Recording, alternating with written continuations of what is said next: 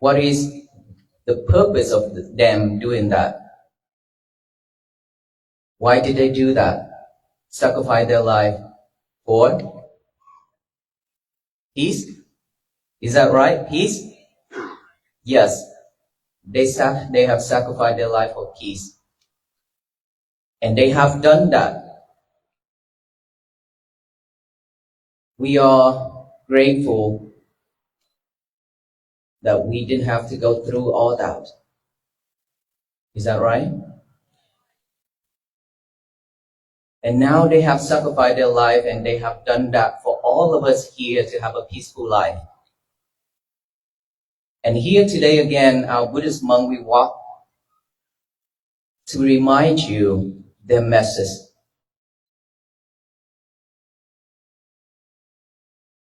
And this morning, in front of the City Hall of Montgomery, I respectfully ask all of us here, let hatred, anger, seed within love and kindness, compassion, so that peace can bloom and flourish throughout our country and around the world. Can we do this?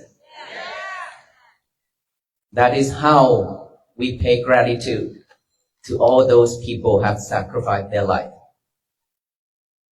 Can you do this? Can you? Thank you so much for all that.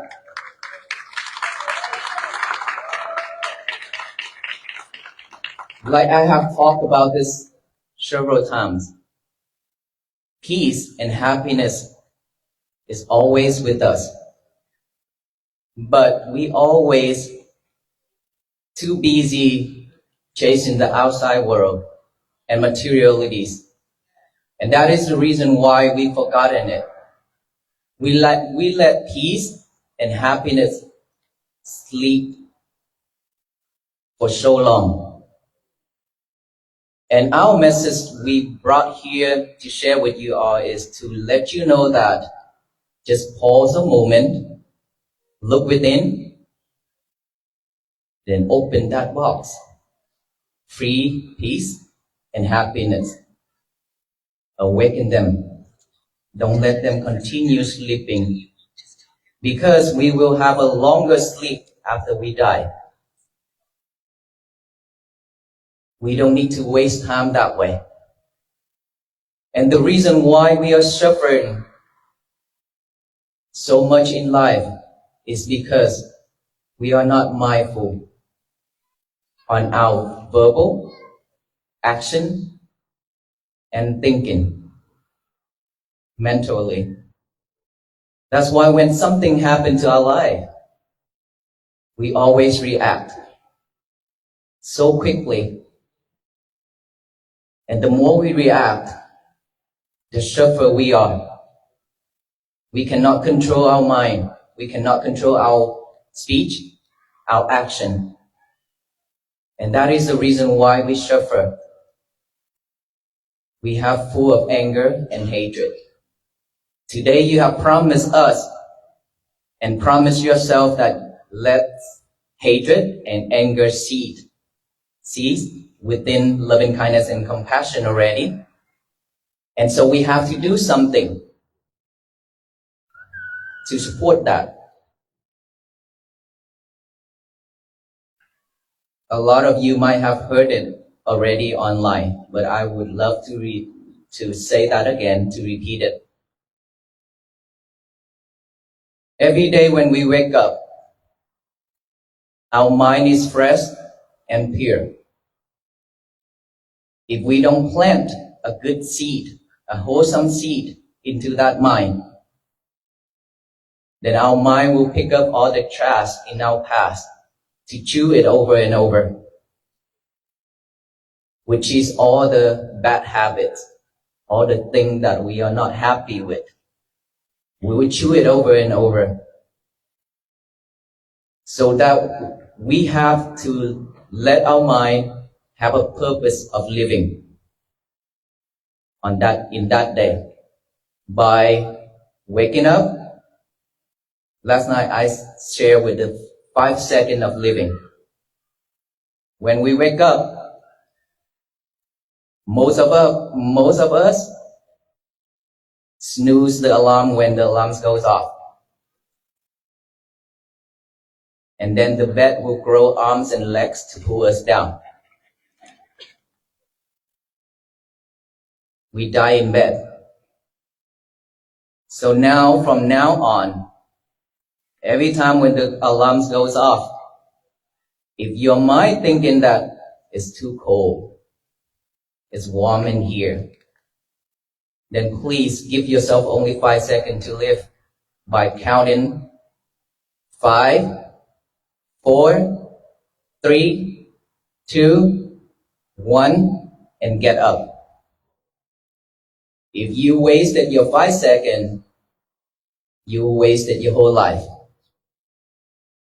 When you got up, the first thing you should let yourself, your mind and your body do, which is having a job. Get a piece of paper, write down one statement. Today is going to be my peaceful day. After you wrote that down, read it over and over with our eyes. And then after that, read it out loud.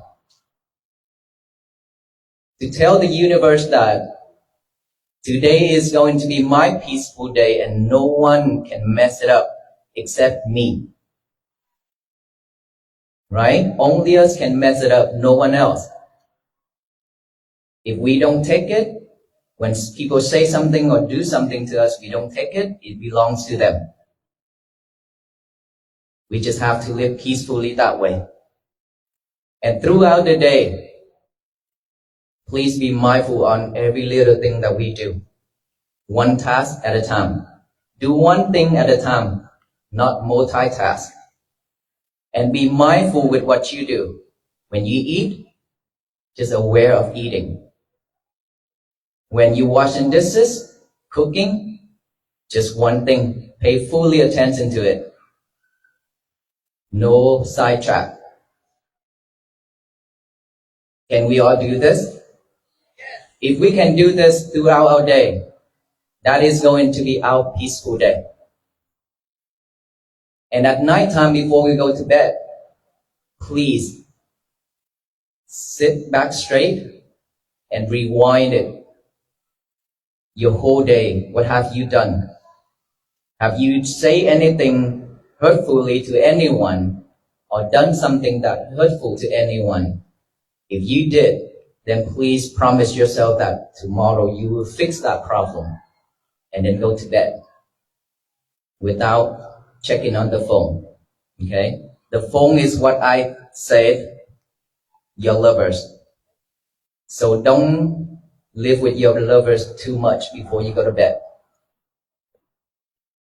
After you woke up in the morning, get a piece of paper out and repeat that process. Today is going to be my peaceful day. I promise I will fix the problem I have done wrong yesterday. Can we all do this? And so today is our peaceful day. Thank you very much. Thank you for all the support and all the love that you have given to us. And we respectfully and would love to invite you all to walk with us to Washington, D.C. Wow, that laugh, is that you will join or no? Well, even if you join, I will have to refuse it. I would ask you to walk spiritually with us to Washington, D.C. by every day practicing to be mindful, to have your peaceful day.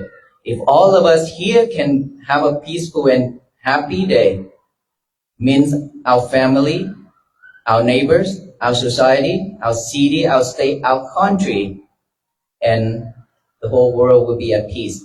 Peace will bloom and flourish throughout the world. May you all be well, be happy, and peaceful. Thank you so much. In a world that often feels like it is spinning faster than our ability to keep up, there is something profoundly arresting about the image of a solitary figure walking slowly, deliberately, and with great purpose. We are accustomed to rushing, racing toward deadlines, chasing promotions, hurrying through traffic, and sprinting toward the weekend. Yet, in the midst of this frantic pace, Venerable Bhikkhu Panikkara and his fellow monks undertake a physical pilgrimage, a walk for peace, that serves as a radical counter-statement to our modern chaos. But to view this walk merely as a political demonstration or a feat of physical endurance is to miss its deeper invitation. The walk is not just happening on the asphalt of an American highway. It is a metaphor for the journey we are all invited to take. Every single day, within the landscape of our own hearts. We often imagine peace as a destination, a place we will arrive at once the mortgage is paid, once the children are grown, or once the world finally settles down. We treat peace like a vacation spot we hope to visit someday. However, the wisdom shared by Bhikkhu Panikkara during his stop in Montgomery, Alabama, suggests a different reality. He reminds us that the true pilgrimage is not a trek across state lines, but a journey inward. It is a transition from a life of reactive chaos to one of responsive clarity. As we stand on the sidelines of our own lives, watching the blur of events pass us by, the monk's message acts as a gentle hand on the shoulder, asking us to stop, to breathe, and to consider that perhaps we have been looking for peace in all the wrong places. The purpose of this reflection is to walk alongside his teachings, slowing our own internal pace to match the rhythm of wisdom that has traveled centuries to reach us.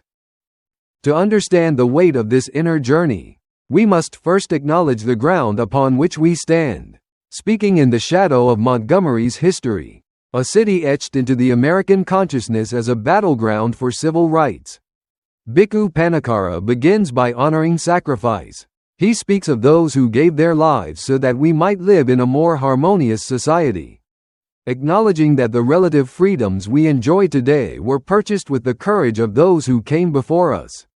There is a deep, resonant gratitude in this recognition, a bowing of the head to the ancestors of peace.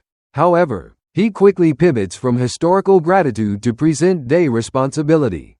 It is not enough to simply thank those who marched in the past. We must carry the torch by extinguishing the fires of hatred in the present. The monk poses a challenge that is as difficult as it is necessary. Let hatred, anger cease within. Loving kindness and compassion. In our modern American discourse, which is often sharp, polarized, and reactionary, this instruction feels almost revolutionary. We are conditioned to react. When something happens, a rude comment online, a cutoff in traffic, a slight at work, our systems are primed to explode. The monk notes that, the more we react, the sharper we are, suggesting that our quick trigger responses actually hone our edges, making us jagged and dangerous to ourselves and others. We lose control of our speech and our actions, becoming puppets of our own volatility. The pilgrimage of peace, therefore, begins with a refusal to water the seeds of anger.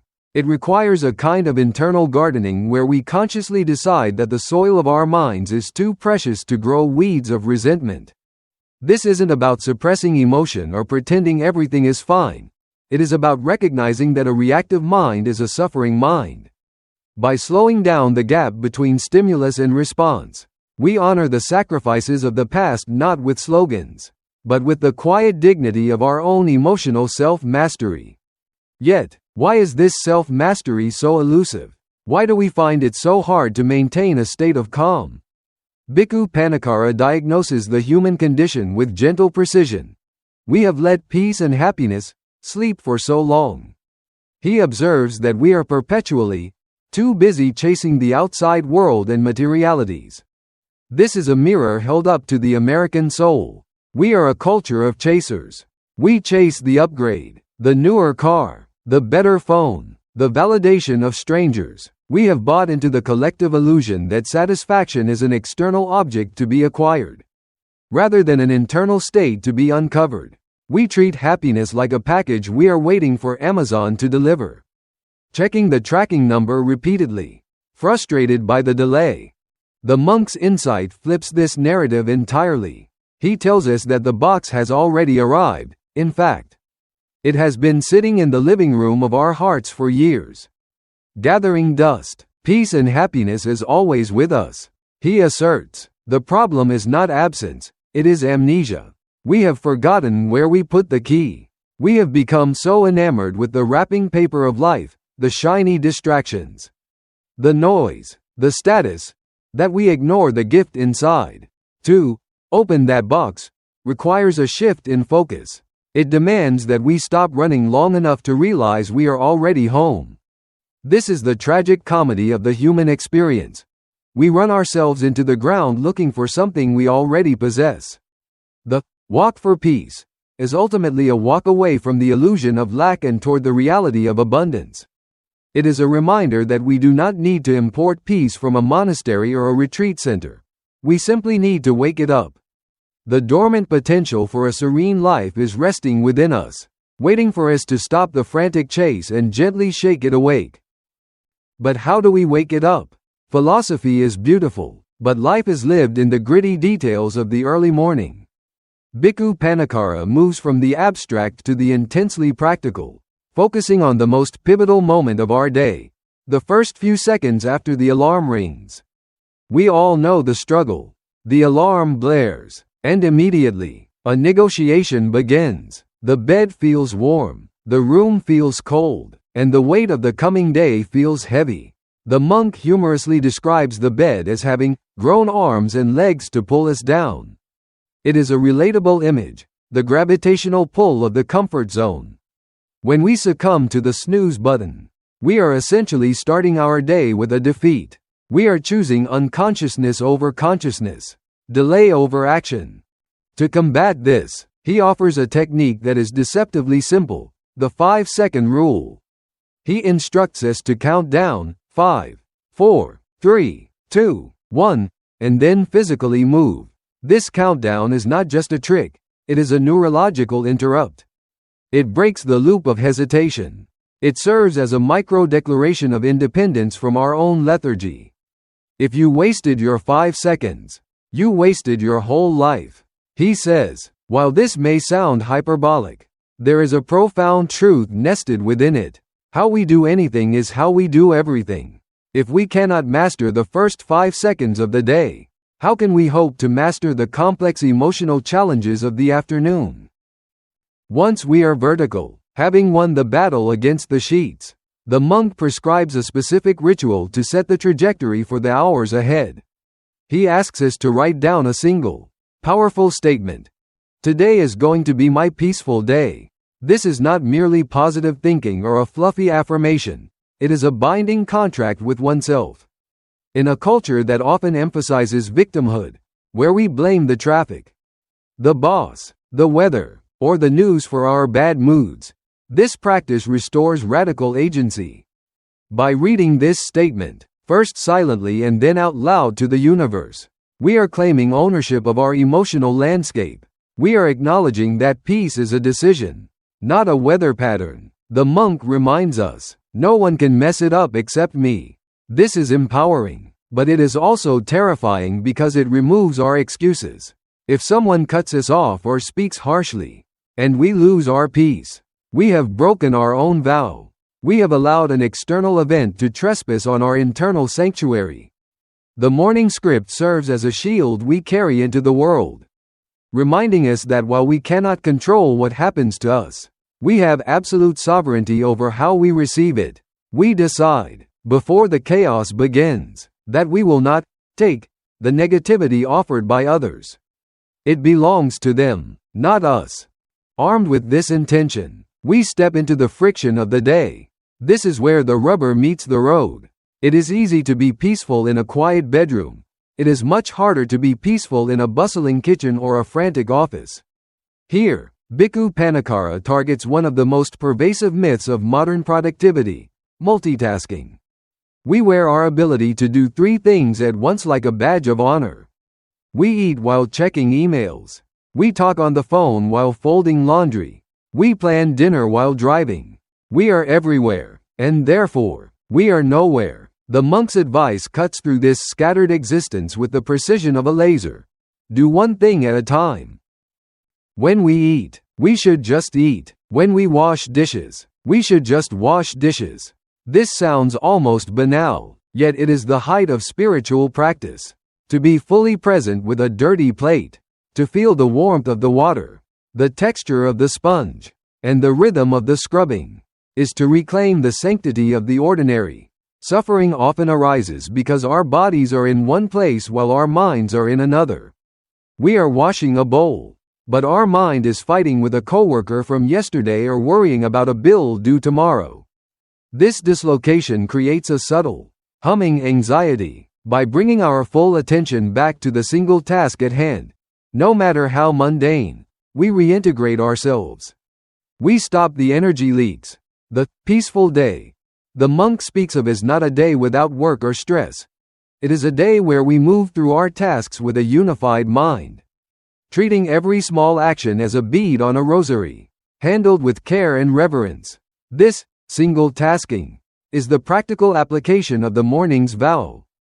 It is how we protect our peace, moment by moment, preventing the chaos of the world from fracturing our focus. As the sun sets and the day winds down, the cycle of mindfulness must be closed with the same intention with which it began. The evening is a dangerous time for the human mind. We are tired. Our defenses are down, and we are prone to distraction. Bhikkhu Panikkara suggests a nightly review, a rewind, of the day's events. This is not a time for self-flagellation, but for honest accounting. We sit up straight and scan our actions. Did I speak hurtfully? Did I break my promise of peace? If the answer is yes, we simply acknowledge it, promise to fix it tomorrow, and let it go. This prevents the accumulation of emotional debt. We don't carry the trash of today into the freshness of tomorrow. However, there is a modern obstacle to this peaceful closure, one that the monk addresses with a mix of humor and stern warning: the smartphone. He calls the phone your lover, a striking analogy that exposes our intimate, obsessive relationship with these devices. We gaze at them last thing at night, we touch them first thing in the morning, and we feel anxiety when we are separated. But this lover is toxic. It feeds us information, outrage, and stimulation exactly when our brains need to decompress. To sleep with the phone is to invite the noise of the world into our sanctuary of rest. The instruction is clear. Put the lover away.